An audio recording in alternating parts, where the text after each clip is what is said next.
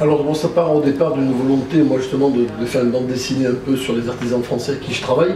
Une bande dessinée parce que voilà, c'est essayer de ramener un peu, ramener mon métier au centre de mon métier. C'est vrai que mon métier de cuisinier aujourd'hui est un peu surmédiatisé, on est considéré comme des artistes. Et c'était ramener mon métier voilà, vers l'essentiel, c'est-à-dire le produit.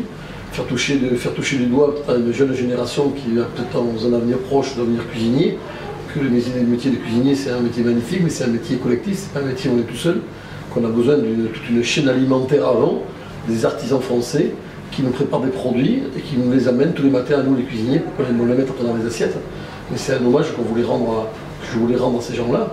Et donc en parlant de fil en aiguille, j'en ai parlé avec un ami qui s'appelle Sébastien Lapac, qui est journaliste lui au Figaro littéraire, qui m'a dit écoute, moi je pense que je connais la personne idéale pour faire cette BD et m'a présenté Jacques. Voilà, c'est parti comme ça. Oui, parce que moi j'avais déjà une pratique des produits, surtout de certains produits que Yves a à sa carte. Je pense notamment aux produits qui sont faits par les vignerons. Donc ça s'est beaucoup retrouvé là-dessus.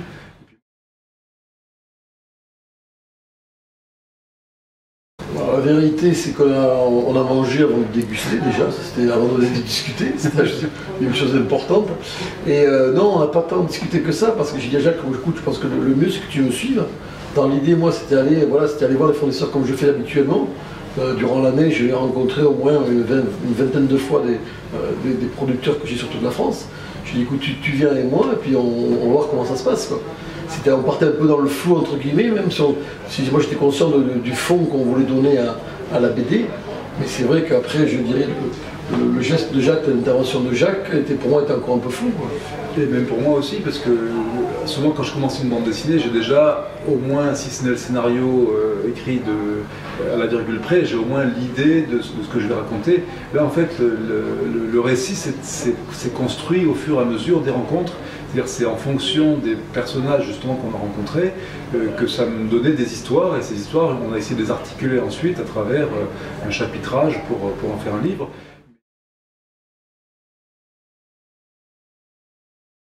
Je pense qu'eux, ça leur posait aucun problème parce que voilà, c'était une réalité. C'est vraiment, je dirais, une BD reportage. Donc on allait vraiment dans leurs univers pour comprendre ce qu'ils faisaient, leur philosophie, leur façon de travailler.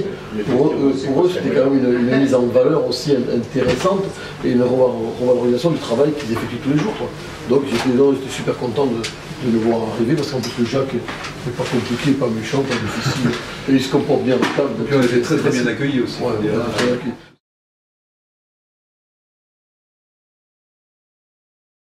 Évidemment, c'est assez loin de tout mon travail sur l'Algérie, mais moi j'ai commencé, le tout premier album que j'ai fait, ça s'appelait Arrière-Pays, et c'était une exploration du monde rural, alors dans ma région qui est la Haute-Provence, où j'avais procédé de la même manière, avec appareil photo, caméra, à l'époque c'était des caméras vidéo qui étaient très très lourdes à manier, du son aussi, et c'est de la même manière, enfin si vous voulez, je suis un peu revenu à cette méthode ou à cette manière de travailler, parce que finalement c'est ça qui m'a toujours intéressé, que ce soit dans les histoires précédentes sur l'Algérie ou dans cet album-là, dans Fleurs de Terroir. Ce qui m'intéresse, c'est de raconter l'histoire de personnages et de les regarder à hauteur d'homme, c'est-à-dire en fonction de leur quotidien, leur manière d'être, etc. Et là, on n'était finalement pas très loin de ce que je fais habituellement, même si mon contexte habituel, c'est plutôt l'histoire. Là, on était dans des histoires beaucoup plus immédiates, disons, et dans des histoires de personnages que j'ai pu réellement approcher, voir vivre et exister. Et c'est ça dont j'essaye de rendre compte avec Yves dans cet album.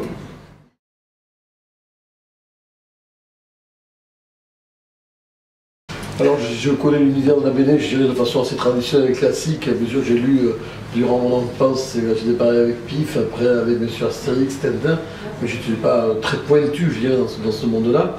Et me faire croquer, bon, honnêtement, la vérité, c'est que les premières fois que je me suis vu, bon, c'est particulier, il faut le dire, hein, c'est particulier. Mais bon, ça a été rapidement parce que je l'ai trouvé ça, je trouve qu'il y avait beaucoup d'humour dans la façon dont Jacques m'a croqué. Et la bienveillance, j'espère. De la bienveillance, de l'humour, et surtout, ça m'a fait rigoler quand j'ai vu tous mes copains qui étaient croqués comme moi. J'ai trouvé ça super sympa de se retrouver tous ensemble. Voilà. Moi, je pense que c'est assez large, parce que c'est un livre qui peut intéresser même des gens qui sont un peu, qui sont pas foncièrement très attachés à la cuisine ou au bien manger, parce que je pense que c'est un livre où on apprend plein de choses. Quand on va dans les côtes rôties, on apprend entièrement l'histoire de la côte rôtie. Quand on voit le déplacement qu'on fait à Thiers, quand on va voir les couteaux Perceval, on apprend comment on fait un couteau. C'est un livre où, dans toutes les pages qu'on feuillette et qu'on lit, on apprend énormément de choses.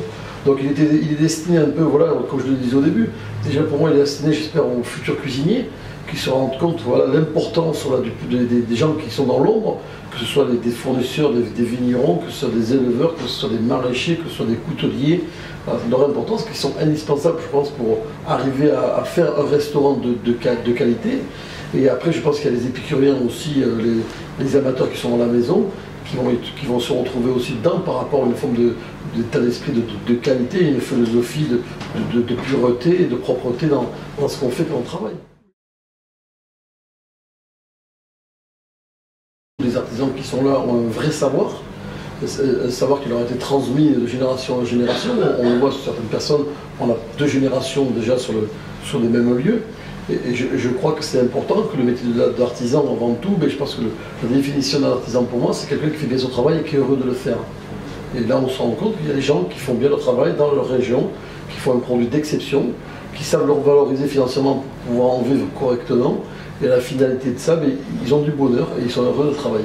Et ils sont fiers aussi de ce qu'ils font, et comme je dis souvent, ils sont proches finalement du travail de l'auteur que je suis, parce qu'ils signent leurs produits. Hein. Les vignerons, ils mettent le nom sur l'étiquette de leur bouteille.